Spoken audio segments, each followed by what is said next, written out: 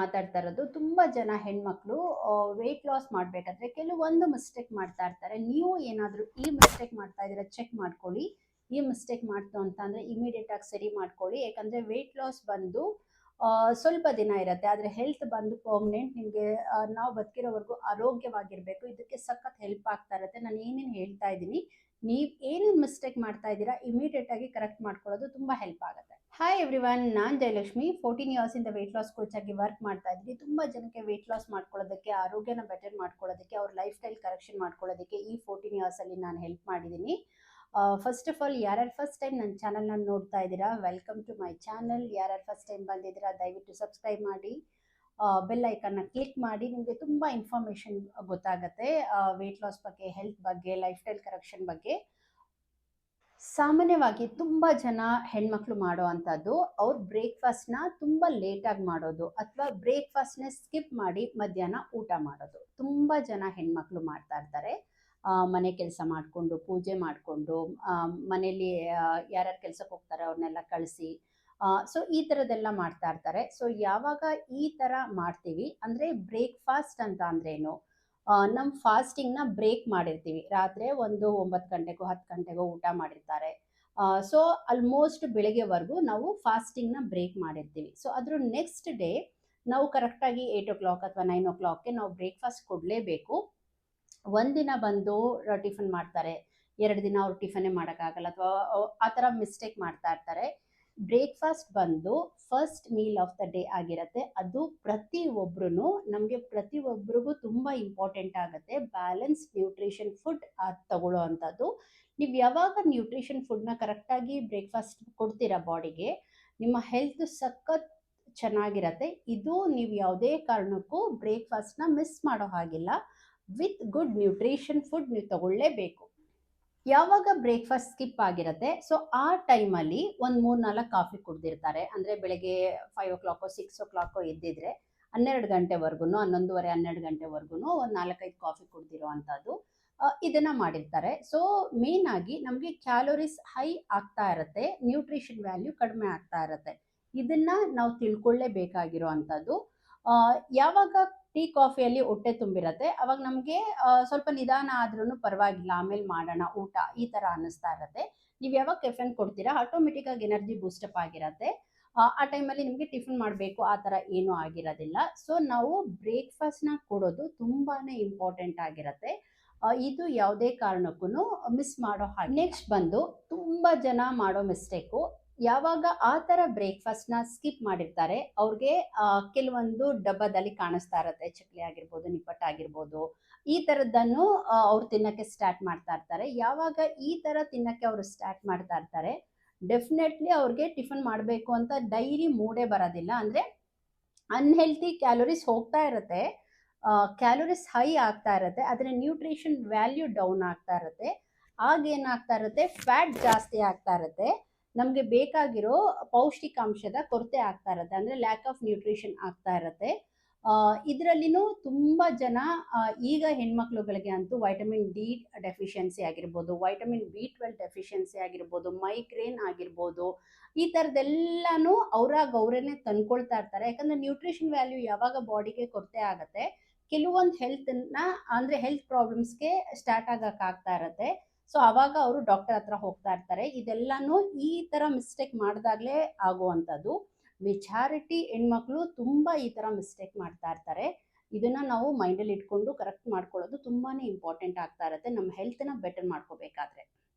ಇನ್ನು ಕೆಲವೊಂದು ಮನೇಲಿ ಏನಾಗ್ತಾ ಇರುತ್ತೆ ಅಂತ ಅಂದರೆ, ಕೆಲವೊಬ್ರು ಮಕ್ಕಳಿಗೆ ಊಟ ಹಾಕಿರ್ತಾರೆ, ಆ ಮಕ್ಕಳು ತಿಂದಿರಲ್ಲ, ಅಥವಾ ಎಲ್ಲೋ ಹೊರಗಡೆ ಹೋಟೆಲ್ಗೆ ಹೋಗಿರ್ತೀವಿ, ಅಲ್ಲಿ 1,000 2,000 ಬಿಲ್ ಆಗಿರತ್ತೆ, ಅಲ್ಲಿನೂ ಮಕ್ಕಳು ತಿಂದಿರೋದಿಲ್ಲ, ಇವ್ರು ಆಲ್ರೆಡಿ ತಿಂದಿರ್ತಾರೆ. ಸೊ ಮತ್ತೆ ಅದು ಎಕ್ಸ್ಟ್ರಾ ಕ್ಯಾಲೋರೀಸ್ ಅವ್ರ ಹೊಟ್ಟೆ ಒಳಗಡೆನೆ ಹೋಗ್ತಾ ಇರುತ್ತೆ. ಅಂದರೆ ಯಾರು ಹೆಣ್ಮಕ್ಳು ಸಾಮಾನ್ಯವಾಗಿ ವೇಸ್ಟ್ ಮಾಡೋಕ್ಕೆ ಇಷ್ಟಪಡಲ್ಲ, ದುಡ್ಡು ವೇಸ್ಟ್ ಮಾಡೋಕ್ಕೂ ಇಷ್ಟಪಡಲ್ಲ. ಅದು ಯಾವಾಗ ದುಡ್ಡು ವೇಸ್ಟ್ ಆಗುತ್ತೆ ಅಂತ ಅನ್ನಿಸ್ತಾ ಇರುತ್ತೆ, ಸೊ ಅವರು ಬಿಟ್ರೂ ಅಂದರೆ ಹೆಣ್ಮಕ್ಳು ಹೊಟ್ಟೆಗೆ ಹೋಗ್ತಾ ಇರುತ್ತೆ. ಇದನ್ನು ಜಾಸ್ತಿ ಜನ ಮಾಡ್ತಾ ಇರ್ತೀವಿ. ಸೊ ಹೆಣ್ಮಕ್ಳು ಈ ಥರ ಮಾಡೋದನ್ನು ಕಡಿಮೆ ಮಾಡಿ, ಅವ್ರಿಗೆ ಎಷ್ಟು ಬೇಕು ಅಷ್ಟನ್ನೇ ಆರ್ಡರ್ ಮಾಡಬೇಕು, ಎಷ್ಟು ಬೇಕು ನಿಮಗೆ ಅಷ್ಟು ಮಾತ್ರ ತಿನ್ನೋದು ತುಂಬ ಇಂಪಾರ್ಟೆಂಟ್ ಆಗ್ತಾ ಇರುತ್ತೆ. ಈ ಥರ ಒಂದ್ಸರಿ ಜಾಸ್ತಿ ಕೊಡೋದು, ಒಂದ್ಸರಿ ಕಡಿಮೆ ಕೊಡೋದು, ಈ ತರ ಆಗ್ತಾ ಇದ್ದಾಗ್ಲೂ ನಿಮ್ಮ ಜರ್ನಿಯಲ್ಲಿ ಅಂದ್ರೆ ನಿಮ್ಮ ಹೆಲ್ತ್ ಮೇಲೆ ತುಂಬಾ ಎಫೆಕ್ಟ್ ಮಾಡ್ತಾ ಇರತ್ತೆ. ಅವರು ಒಂದ್ ಕಡೆ ವೆಯ್ಟ್ ಲಾಸ್ ಮಾಡ್ಕೋಬೇಕು ಅಂತ ಮಾಡ್ಕೊಳ್ತಾ ಇರ್ತಾರೆ, ಬಟ್ ಇದೆಲ್ಲ ಮಿಸ್ಟೇಕ್ ಆಗ್ತಾ ಇರತ್ತೆ. ಇದನ್ನ ನಾವು ನೋಡ್ಕೊಳ್ಳೇಬೇಕಾಗಿರೋ ಅಂಥದ್ದು. ತುಂಬ ಜನ ಮಾಡೋದು ವೆಯ್ಟ್ ಲಾಸ್ ಮಾಡ್ಕೋಬೇಕು ಒಂದು ಮನಸ್ಸಲ್ಲಿರುತ್ತೆ, ಅದ್ರ ಜೊತೆಗೆ ಕ್ರ್ಯಾಶ್ ಡಯಟ್ ತುಂಬ ಮಾಡ್ತಾ ಇರ್ತಾರೆ. ಅಂದರೆ ಸ್ವಲ್ಪ ಸ್ವಲ್ಪನೇ ತಿನ್ನೋದು. ನೀವು ಜಸ್ಟ್ ಯೋಚನೆ ಮಾಡಿ, ಮುಂಚೆ 30 ವರ್ಷ 35 ವರ್ಷದ ಹಿಂದೆ ಸಿಗ್ತಾ ಇದ್ದಿದ್ದ ಆಹಾರಕ್ಕೂ ಅಂದರೆ ಬೆಳೆ ಬೆಳೀತಾ ಇದ್ದಿದ್ದಕ್ಕೂ ಈಗ ಸಿಗ್ತಾ ಇರೋ ಆಹಾರಗಳಿಗೂ ಎಷ್ಟು ವ್ಯತ್ಯಾಸಗಳಿದೆ. ಅಂದರೆ day by day nutrition value ಕಡಿಮೆ ಆಗ್ತಾ ಇದೆ. ನೀವು ಕಡಿಮೆ ಪ್ರಮಾಣದಲ್ಲಿ ತುಂಬ ಕಡಿಮೆ ತಿನ್ನೋಕ್ಕೆ ಸ್ಟಾರ್ಟ್ ಮಾಡಿದ್ರೆ ನಮ್ಮ ಬಾಡಿಗೆ ನ್ಯೂಟ್ರಿಷನಲ್ಲಿ ಆಲ್ಮೋಸ್ಟ್ ಸಿಗೋದೇ ಇಲ್ಲ, ಅಂದರೆ ಲ್ಯಾಕ್ ಆಫ್ ನ್ಯೂಟ್ರಿಷನ್ ಆಗ್ತಾ ಇರತ್ತೆ. ತುಂಬ ಜನ ಸ್ವಲ್ಪ ದಿನ ಮಾಡ್ತಾರೆ, ಆಮೇಲಿಂದ ಬಿಟ್ಬಿಡ್ತಾರೆ. ಅಂದರೆ ಕನ್ಸಿಸ್ಟೆನ್ಸಿ ಮೇಂಟೈನ್ ಮಾಡೋದಕ್ಕೆ ಆಗೋದೇ ಇಲ್ಲ. ಸೊ ಒಂದಿನ ಏನೋ ಮದುವೆಗೆ ಹೋಗ್ಬೇಕಾಗತ್ತೆ, ಒಂದಿನ ಮನಸ್ಸಿಗೆ ಬೇಜಾರಾಗ್ತಾ ಇರತ್ತೆ, ಒಂದಿನ ಸ್ವಲ್ಪನೇ ಮನೆಯಲ್ಲಿ ಊಟ ಆಗಿ ಇರುತ್ತೆ, ಸೊ ಅದನ್ನೇ ಅಡ್ಜಸ್ಟ್ ಮಾಡ್ಕೊಬಿಡೋದು. ಅಂದರೆ ಕನ್ಸಿಸ್ಟೆನ್ಸಿ ಪ್ರಾಪರಾಗಿ ಮಾಡೋಕ್ಕಾಗೋದಿಲ್ಲ. ಇದಂತೂ ತುಂಬ ಜನ ನಾನು ನೋಡಿದ್ದೀನಿ ಈ 14 ಇಯರ್ಸಲ್ಲಿ. ಈ ಕನ್ಸಿಸ್ಟೆನ್ಸಿನೂ ತುಂಬಾ ಮ್ಯಾಟರ್ ಆಗ್ತಾ ಇರುತ್ತೆ ವೆಯ್ಟ್ ಲಾಸ್ ಮಾಡಬೇಕಾದ್ರೆ. ಈ ಜರ್ನಿಯಲ್ಲಿ ನಿಮ್ಮನ್ನ ನೀವು ಕರೆಕ್ಟಾಗಿ ಅರ್ಥ ಮಾಡ್ಕೊಂಡ್ರೆ, ಅಂದರೆ ಏನಕ್ಕೋಸ್ಕರ ಆ್ಯಕ್ಚುಲಿ ವೆಯ್ಟ್ ಲಾಸ್ ಮಾಡ್ಕೋಬೇಕು ಅಂತ ಕ್ಲಿಯರ್ ಆಗಿದ್ರೆ, ಇದನ್ನು ಸಖತ್ ಪುಷ್ ಮಾಡ್ತಾ ಇರುತ್ತೆ. ಇದನ್ನು ಮೈಂಡಲ್ಲಿ ಇಟ್ಕೋಬೇಕಾಗತ್ತೆ. ಕೆಲವೊಬ್ರು ಹೆಣ್ಮಕ್ಳು ಸೊ ಹೋಗಿ ಸ್ಕೇಲ್ ಮೇಲೆ ನಿಂತ್ಕೊಂಡು ಅವ್ರ ವೆಯ್ಟ್ನ ಚೆಕ್ ಮಾಡ್ಕೊಳ್ತಾ ಇರ್ತಾರೆ ಅವಾಗ. ಇದನ್ನ ನೀವು ತಿಳ್ಕೊಬೇಕಾಗಿರೋದು, ಎಷ್ಟು ಜನ ಹೆಣ್ಮಕ್ಳು ಬರೀ ವೆಯ್ಟ್ ಲಾಸ್ ಅದ್ರ ಬಗ್ಗೆ ಮಾತ್ರ ನೋಡ್ತಾ ಇರ್ತಾರೆ. ಆ್ಯಕ್ಚುಲಿ ನಾವು ಮಾಡಬೇಕಾಗಿರೋದು ಫ್ಯಾಟ್ ಲಾಸ್ ಮಾಡಬೇಕಾಗಿರೋದು. ಜಸ್ಟ್ ಥಿಂಕ್ ಮಾಡಿ, ನಮ್ಮ ಬಾಡಿಯಲ್ಲಿ ಎಕ್ಸಸ್ ಫ್ಯಾಟ್ ಇರೋದನ್ನು ಕಡಿಮೆ ಮಾಡಬೇಕು, ಮಾಂಸಖಂಡನ ಜಾಸ್ತಿ ಮಾಡಬೇಕು. ಸೊ ಇದು ತುಂಬ ಇಂಪಾರ್ಟೆಂಟ್ ಆಗ್ತಾ ಇರೋದು. ಸ್ವಲ್ಪ ವಯಸ್ಸಾಗ್ತಾ ಮಾಂಸಖಂಡ ಇನ್ನೂ ಕಡಿಮೆ ಆಗ್ತಾ ಹೋಗುತ್ತೆ. ಸೊ ಅದಕ್ಕೆ ನಮಗೆ ಬೇಕಾಗಿರೋ ನ್ಯೂಟ್ರಿಷನ್ನ ಕೊಟ್ಟಾಗ ಮಾಂಸಖಂಡ ಜಾಸ್ತಿ ಆಗಬೇಕು. ಇದು ತುಂಬ ಇಂಪಾರ್ಟೆಂಟ್ ಆಗ್ತಾ ಇರುತ್ತೆ. ಕೆಲವೊಬ್ಬರು ಹೆಣ್ಮಕ್ಳು ಎಕ್ಸ್ಪೆಷಲಿ 25ಇಂದ 35 ಇಯರ್ಸಲ್ಲಿ ಯಾರ್ಯಾರು ಇರ್ತಾರೆ ಅವ್ರಿಗೆಲ್ಲ ತುಂಬ ಚೆನ್ನಾಗಿ ಕಾಣಿಸ್ಬೇಕು ಅಂತ ಇರುತ್ತೆ. 100% ಬರೀ ಆ ಏಜ್ ಗ್ರೂಪಲ್ಲೆಲ್ಲ ಚೆನ್ನಾಗಿ ಕಾಣಿಸ್ಬೇಕಾಗಿರೋದು, ನಾವು ಬದುಕಿರೋವರೆಗೂ ಚೆನ್ನಾಗಿರಬೇಕು. ಈವನ್ ಎಷ್ಟೇ ಏಜ್ ಆದ್ರೂ ನಾವು ಪ್ರೆಸೆಂಟೇಬಲ್ ಆಗಿ ಕಾಣಲೇಬೇಕು. ಎಲ್ಲ ಹೆಣ್ಮಕ್ಳು ಇದು ಮೈಂಡಲ್ಲಿ ಇಟ್ಕೊಂಡಿರಬೇಕು. ಇನ್ನು ತುಂಬ ಜನ 99% ಜನಕ್ಕೆ ವೆಯ್ಟ್ ಲಾಸಲ್ಲಿ ಸಕ್ಸಸ್ ಆಗೋಕ್ಕೆ ಆಗಲ್ಲ. ಯಾಕಂದರೆ ನಾನು ಇಷ್ಟು ವರ್ಷದಲ್ಲಿ ನಾನು ನೋಡಿರೋದು, ನನ್ನ ಎಕ್ಸ್ಪೀರಿಯನ್ಸು ಅಂತಲೂ ಹೇಳ್ಬೋದು.